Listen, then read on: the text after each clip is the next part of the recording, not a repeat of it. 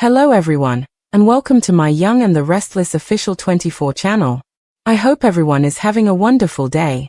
Before we begin, please hit the subscribe button and give this video a thumbs up. Claire drops a bombshell on Nate, and Adam plans his own attack on Kane. In the jazz lounge, Adam and Chelsea discuss, what else?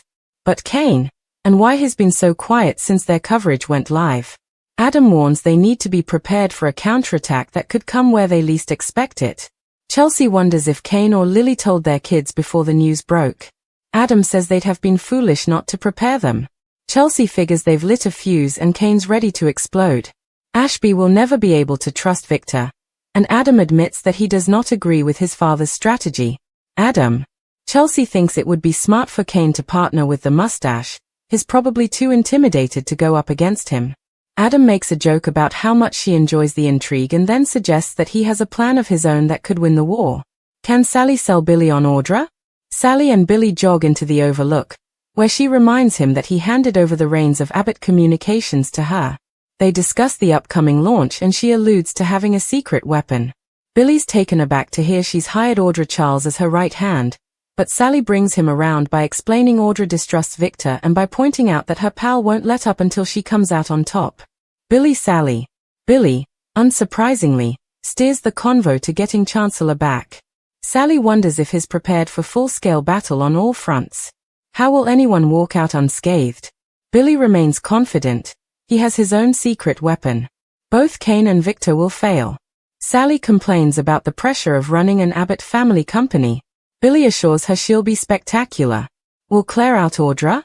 Holden entertains Tessa, Claire, and Daniel at society by telling them stories about Vespers and when he was young, dumb, and full of himself. When Audra and Nate walk in, Claire's expression darkens. Claire. Holden notices, but doesn't see why the fun has to stop because of Audra. Meanwhile, Nate irks Audra by insisting on checking on Claire. She joins him with a smile on her face. Claire looks pointedly at Audra as she reflects on fighting back when life hits you.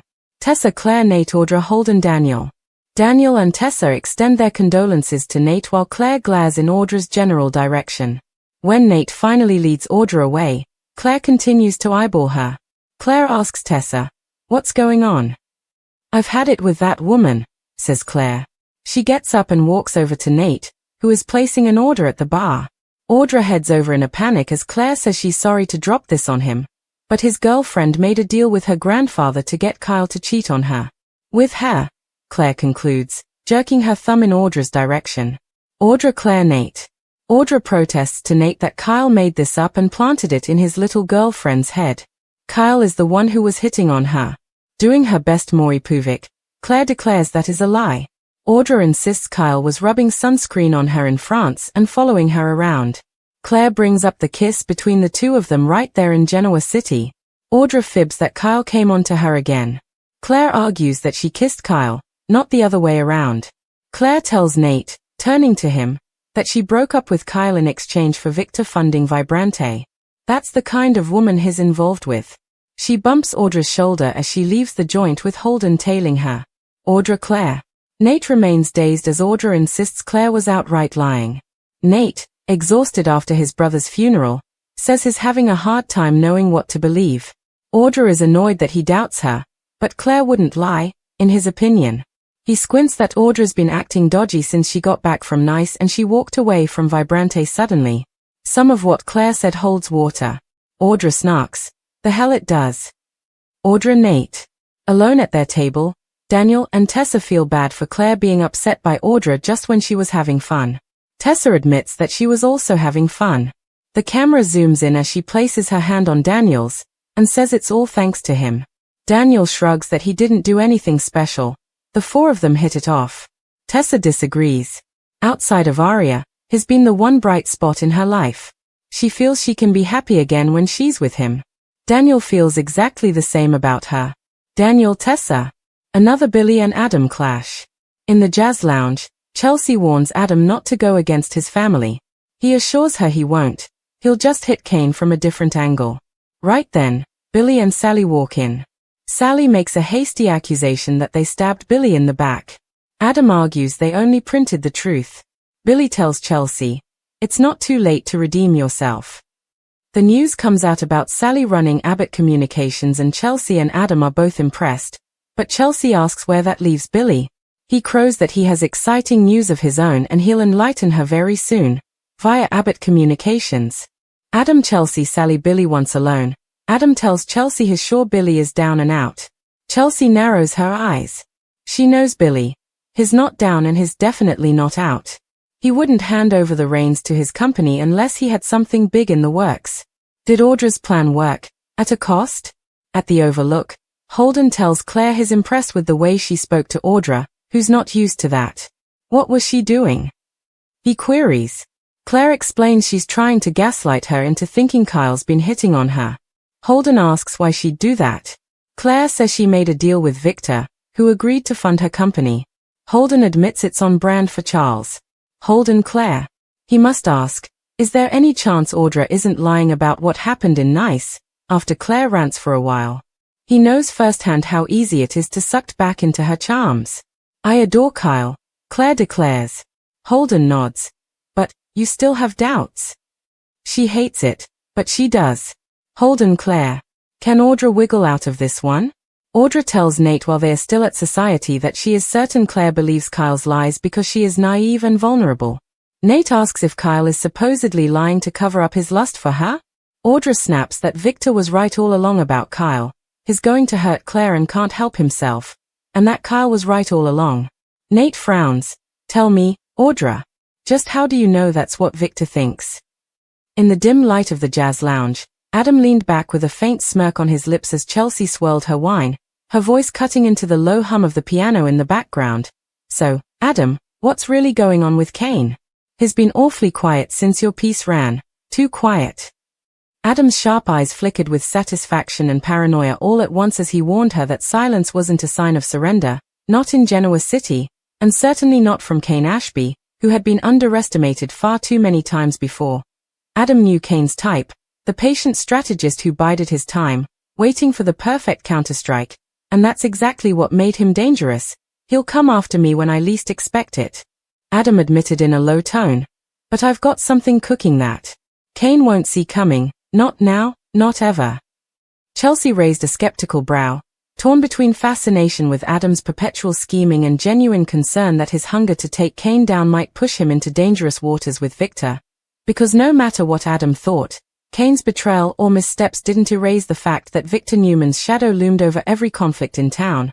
But Adam scoffed, making a bitter joke about his father's iron grip on Genoa City, mocking the idea that Kane should even consider aligning himself with the mustache. Kane partnering with Victor? Please, that would be suicide for him. But Chelsea, he leaned in with a wicked grin. I've got a plan of my own, a different kind of strike. You'll see, I'll win this war my way. Across town, at the Overlook bathed in fading sunlight, Sally Spectra kept pace with Billy Abbott during their evening jog, her words sharp and purposeful as she reminded him that he had willingly handed Abbott Communications over to her, that she was now the woman at the helm steering the future of the company, and she intended to play to win. Billy, always equal parts proud and irritated when someone reminded him of a concession, tried to spin it back to his advantage, steering the conversation toward Chancellor, toward power plays bigger than Sally realized, but she smirked knowingly, dropping her own surprise like a spark on kindling. Audra Charles is my new right hand, she revealed, watching Billy's eyes widen in disbelief as she defended her decision by pointing out Audra's rocky history with Victor, a vulnerability Sally planned to exploit, while Billy shook his head with grudging admiration, muttering that Sally really did thrive on pressure.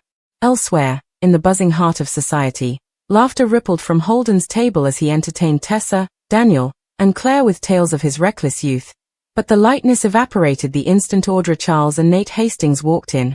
Claire's smile faltered, her eyes narrowing, an unspoken storm gathering as she tracked Audra's every move like a hawk eyeing its prey, her distaste so sharp that Holden picked up on it, though he shrugged it off as unnecessary drama, never one to let a woman's grudge ruin his fun. But Nate, ever attuned to subtle shifts in the air, noticed Claire's tension too, insisting on checking in, which irritated Audra, who had no desire to give Claire the satisfaction of acknowledgement. Yet Claire rose to the occasion with an icy smile that masked the fury boiling beneath her calm exterior. delivering biting words about what it meant to fight back when the world tried to crush you. Tessa and Daniel exchanged looks, sensing a storm about to break as Claire abruptly stood, her glare locked on Audra, and approached Nate at the bar, apologizing softly for what she was about to say, knowing the timing, coming so soon after his brother's funeral, was cruel, but unwilling to let Audra's manipulation fester any longer. She dropped the bomb with deliberate force. Nate, I'm sorry, but your girlfriend, she made a deal with my grandfather, Victor Newman, to get Kyle to cheat on me. With her. The air thickened, Audra's panic flashing across her face as she rushed to deny it, spinning her counter-story that Kyle had been the aggressor, Kyle had been the flirt, Kyle had planted lies in Claire's head. But Claire, channeling the conviction of someone with truth on her side, blasted her as a liar, recalling the kiss she herself witnessed, the games Audra played, exposing the deal with Victor that traded Claire's heartbreak for Vibrante's funding, making Nate's face twist in stunned disbelief as he looked between the two women, Audra clutching his arm with frantic insistence that Kyle was obsessed with her, that Claire was gullible, that Victor's funding had nothing to do with her, while Claire walked away, brushing Audra's shoulder in a deliberate act of contempt, Holden rising to follow like her shadow. Left at the bar, Nate's grief and confusion weighed heavy, his trust in Audra shaken as he recalled her secrecy, her sudden departure from Vibrante, her dodgy behavior since returning from Nice, and though Audra railed that Claire was lying, his instincts told him that pieces of Claire's story fit too well to be dismissed, planting dangerous seeds of doubt. Back at the jazz lounge, Adam's scheming continued, with Chelsea warning him against open war with Victor, against the inevitable fallout of pushing Kane too far, but Adam, restless and cocky, dismissed her fears with the promise of striking from a different angle, certain he could dismantle Kane's stability without ever laying a finger on Victor. The moment Billy and Sally strolled in, the tension spiked as Sally hurled accusations of betrayal at Adam and Chelsea, her voice sharp enough to turn heads, but Adam coolly defended their coverage, insisting they had printed nothing but truth, while Billy, puffed up with his usual bravado, turned on Chelsea with a manipulative grin, warning it wasn't too late for her to redeem herself, the veiled threat laced with promises of chaos to come, as Sally announced her new position at Abbott Communications. Chelsea's admiration briefly flickered, though it was quickly tempered by suspicion, her gaze cutting to Billy, who smirked knowingly and promised he had a bombshell of his own he'd be dropping soon, one that would shift the balance of power once again. Meanwhile, Holden praised Claire for standing up to Audra, though he pressed her gently, probing whether Audra might be telling the truth about Nice, forcing Claire to admit that while she adored Kyle, the doubt lingered, gnawing at her, the uncertainty Audra had planted like poison in her veins. At the same time, Audra was desperately working Nate at their table, trying to convince him that Claire was naive and easily swayed, that Victor himself had warned her about Kyle's true nature, but Nate, sharp enough to catch the slip, demanded to know how exactly she was privy to Victor's innermost thoughts, his frown deepening as Audra snapped back with defensive venom, her mask cracking under the weight of her own lies. Across Genoa City, the stage was set. Claire had dropped her bombshell, rattling Nate to the core and dragging Audra's schemes into the light. Adam was plotting his own attack against Kane, a strike he believed would win him the war without his father's hand guiding it. Billy and Sally were preparing their counter-strikes, aligning themselves with questionable allies and hidden weapons. And Kane, silent but seething, waited in the wings, the fuse lit, ready to explode when everyone least expected it, because in Genoa City, secrets never stayed buried, alliances were never permanent, and every whispered plan was just another match poised to ignite the next great firestorm. The silence that followed Claire's departure from society was deafening for Nate, who remained rooted to the bar as Audra's panicked protests blurred into background noise, his mind spinning between grief for his brother, betrayal by his girlfriend, and the venomous truth bombs Claire had lobbed at him with surgical precision. He rubbed his temple, exhaustion etched into every line of his face, but even through the haze he recognized something wasn't adding up, that Audra had been growing increasingly erratic since her return from Nice, and while she hissed that Claire was a manipulative liar, his instincts screamed otherwise, because Claire, for all her flaws, didn't strike him as someone who manufactured stories out of thin air, not when the stakes involved Kyle, Vibrante, and Victor Newman's money, and as Audra tightened her grip on his sleeve, begging him to believe her, Nate finally exhaled with a tired, cutting edge. Audra, I want to believe you, but the problem is, I don't know if I can anymore. Her face went white, the confidence slipping for just a flicker before she doubled down, snapping that he was being played by a naive Newman, and that Victor would back her word over Claire's any day, but Nate's glare silenced her. He wasn't in the mood to be gaslit. At another table, Daniel and Tessa exchanged a look of pity as Claire stormed out with Holden trailing behind her, Tessa murmuring that she hated Audra for ruining what had been a rare fun night, while Daniel tried to ease her tension with a small smile, placing his hand over hers, whispering that whatever chaos was unraveling around them, he was glad she had him, glad they had each other. A moment of fragile intimacy that might have slipped unnoticed if not for Holden, who observed with an arched brow, clearly noting the spark between them.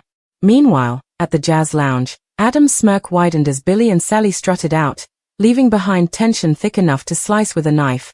Chelsea folded her arms, eyeing him warily as she warned that Billy wasn't nearly as broken as Adam believed, that Sally's bold move with Abbott Communications was only the beginning of a larger Abbott counterstrike, and Adam should tread carefully. But Adam, always confident to a fault, waved off her concern with a sly grin, musing that Billy had always been sloppy when trying to outwit him, and this time would be no different, because Adam's attack wasn't going to be public, wasn't going to be a war waged in headlines or press releases, but something deeper, more personal, a quiet strike designed to unravel Kane at his very core before Kane even realized he'd been targeted.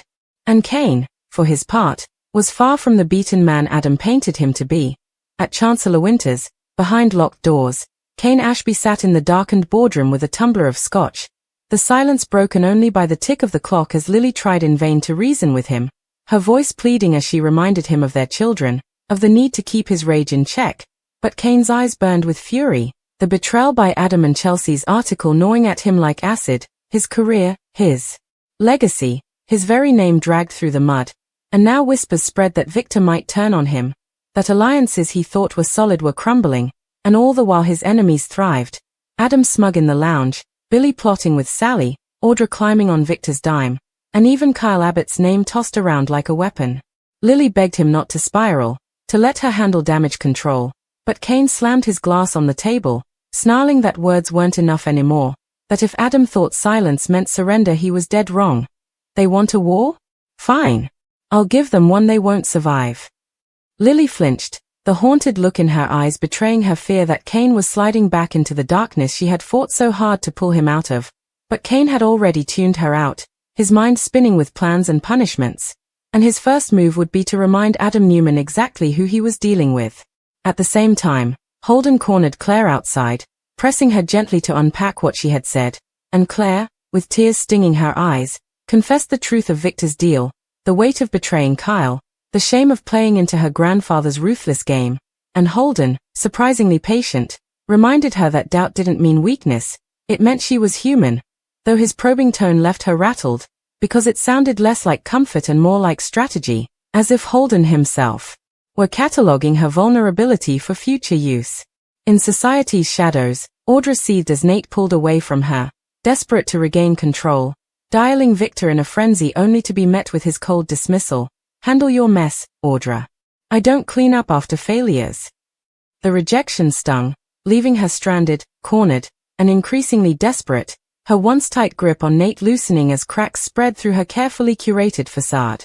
Back at the jazz lounge, Chelsea leaned forward, warning Adam that his hunger for destruction was turning into something reckless, that Kane's silence was not submission but strategy, but Adam only smirked, sipping his drink as if savoring the anticipation of Kane's inevitable strike, unaware that Kane was already mobilizing in the shadows, reaching out to contacts Adam had long forgotten, men who owed him favors, allies who thrived in Genoa City's underworld, plotting a counterstrike not just to hurt Adam's reputation but to annihilate it. By the time Adam realized Kane was moving, it would be too late.